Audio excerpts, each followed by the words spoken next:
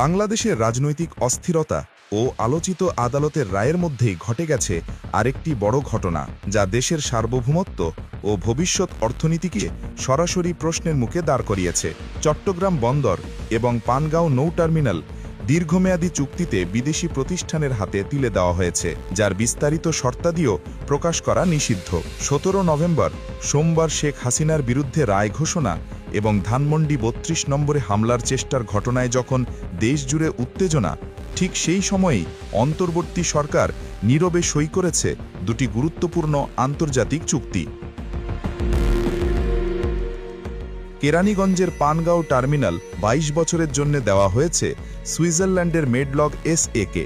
চট্টগ্রাম বন্দরের লালদিয়া টার্মিনাল 33 বছরের চুক্তিতে গেছে এপি মোলার মায়ার্স গ্রুপের APM টার্মিনালসের কাছে, যা আরও 15 বছর বাড়ানো যাবে।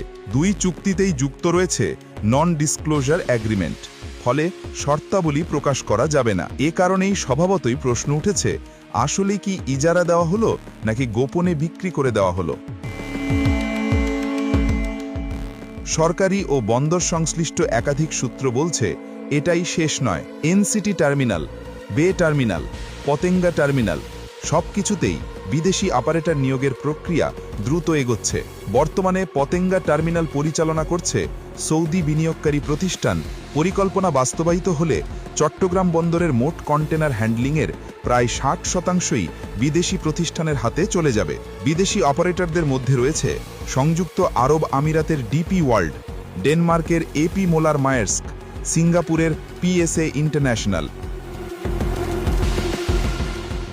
এদিকে এনসিটি টার্মিনালে কত বিনিয়োগ হবে এমন গুরুত্বপূর্ণ তথ্য সরকার প্রকাশ করেনি। দেশের বৃহত্তম ও সবচেয়ে সংবেদনশীল অবকাঠামো চট্টগ্রাম বন্দরের ব্যবস্থাপনা গোপন চুক্তিতে বিদেশিদের হাতে দেওয়ায় তীব্র উদ্বেগ জানিয়েছেন বিশেষজ্ঞরা। তাদের মত, আন্তর্জাতিক দরপত্র ছাড়া এ ধরনের চুক্তি গ্রহণযোগ্য নয়। এটি রাষ্ট্রীয় স্বার্থ এবং জাতীয় নিরাপত্তার জন্য ঝুঁকিপূর্ণ। হেফাজতে ইসলামের আমির ও মহাসচিব এক বিবৃতিতে বলেছেন, বিদেশিদের হাতে দেশের প্রধান বন্দর তুলে দেওয়া বাংলাদেশের সার্বভৌমত্বের বিরুদ্ধে সরাসরি হুমকি। ভূরাজনৈতিক পর্যবেক্ষকরা বলছেন, ডক্টর মোহাম্মদ ইউনুসকে পশ্চিমা স্বার্থসহ বিভিন্ন আন্তর্জাতিক গোষ্ঠীর প্রক্সি নেতা হিসেবে ব্যবহার করা হচ্ছে। তাকে নাকি ভবিষ্যতে জাতিসংঘ মহাসচিব করার প্রতিশ্রুতি দেওয়া হয়েছে। এর বদলে তার দায়িত্ব দেশে অস্থিতিশীলতা সৃষ্টি, চীনের বেল্ট অ্যান্ড রোড প্রকল্পকে বাধাগ্রস্ত করা এবং বন্দরসহ গুরুত্বপূর্ণ খাত বিদেশি প্রভাব বলয়ে নেওয়া। সোমবারের চুক্তিগুলো সেই পরিকল্পনারই অংশ বলে দাবি করছে বিভিন্ন সূত্র।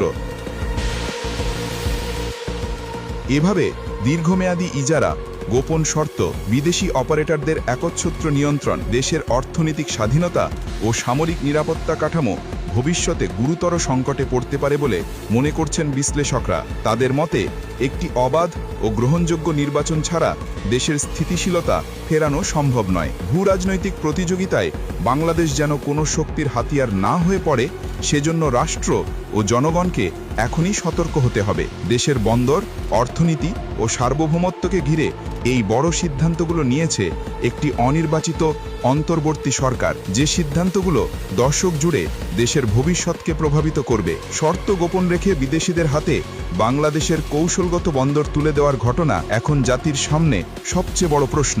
বাংলাদেশের নিয়ন্ত্রণ কি দেশের হাতেই থাকবে, নাকি নীরবে বিদেশি শক্তির নিয়ন্ত্রণে চলে যাচ্ছে পুরো অর্থনীতি? আপনারা কি মনে করেন জানান আমাদের কমেন্ট বক্সে।